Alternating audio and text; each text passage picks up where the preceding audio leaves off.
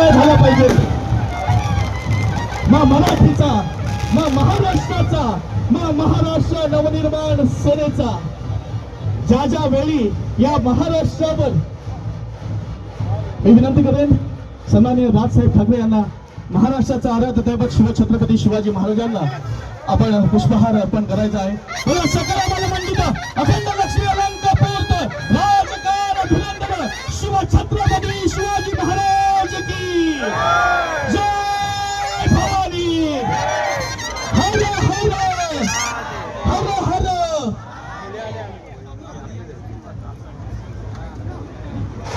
आपण अगदी आतुरतेने ज्यांची वाट पाहत होतो ते अर्थात महाराष्ट्राचं लाडकं नेतृत्व राजसाहेब ठाकरे यांचं शुभागमन झालेलं. जरा जोरदार टाळ्यांच्या गजरात आपण साहेबांचं स्वागत करूयात.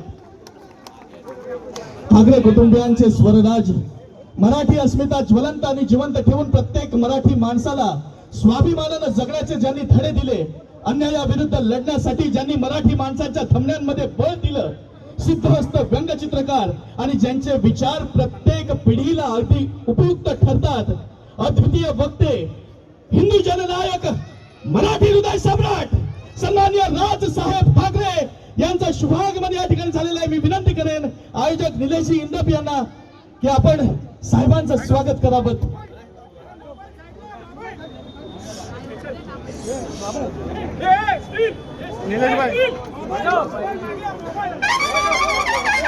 जरा जोरदार टाळ्या झाल्या पाहिजेत. मराठी माणसाचा आवाज साधा समुद्रा पल्याड पोहोचवणारे, त्याचसोबत विभागाध्यक्ष सन्माननीय संतोषी नलावडे आणि नम्रताताई पवार ह्या देखील साहेबांचं या ठिकाणी स्वागत करीत आहेत. जरा जोरदार टाळ्या झाल्या पाहिजेत.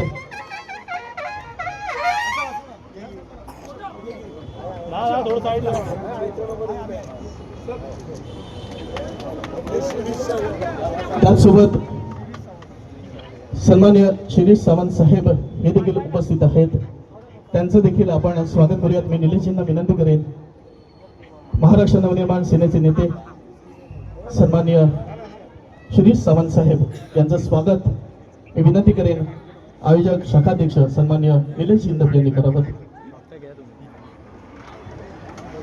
तसेच आपल्या सर्वांचं लाडकं नेतृत्व, आपल्या हक्काचा माणूस, आपली शिवडी आपला बाळा, माजी गृहराज्यमंत्री आदरणीय बाळा नांदगावकर साहेबांचं देखील आपण स्वागत करणार आहोत. मी विनंती करेन निलेशजींना.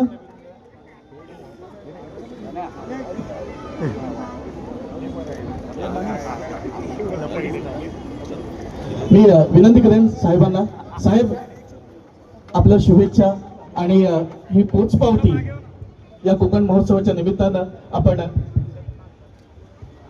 या सर्व मराठी माणसांसोबत संवाद साधायचा आहे. ही सर्व आपल्या प्रेमाखातर या ठिकाणी उपस्थित आहेत. सायंकाळी 6 वाजल्यापासून हा प्रत्येक कोना या ठिकाणी भरून गेलेला आहे.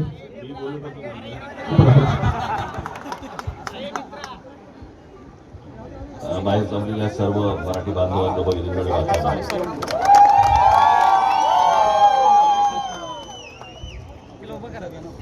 थोडे दिवस थांबा, भाषणं सुरूच होती.